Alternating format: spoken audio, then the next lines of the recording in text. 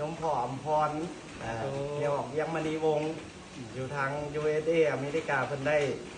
มาเป็นเจ้าภาพเจ้าศรัทธาสร้างกุฏิที่วัดบ้านนะกระตึบเฮา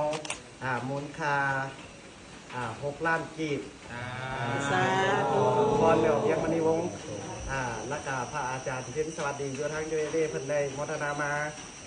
อีก2 ล้านกีบพร้อมด้วยโซล่าเซลล์อีก5 ชุดเนาะแล้วก็มีซิกแก๊สแล้วพร้อมด้วยคาเฟ่แล้วก็บองป่าต่างๆอะไร สาธุวัตถุทานเนาะขออนุโมทนาบุญเด้อนำยมพ่อยมแม่ของพระผู้ยี่สวัสดีจากสหรัฐอเมริกาพร้อมด้วยยักษ์ผู้เพ้นเนาะเนาะได้มีจิตใจศรัทธาได้ห่วงบุญนำพวกข้าน้อยลูกหลานที่ได้นำมาสั่งบุญสั่งกุศลอยู่ที่บ้านนักตับเมืองนักตึบเมืองลำเพียนี่ก็ขอให้บุญกุศลเป็นหอดเด้อยมพ่อยมแม่เป็นทานกันสุขภาพแข็งแรงได้ข้าน้อยเด้อ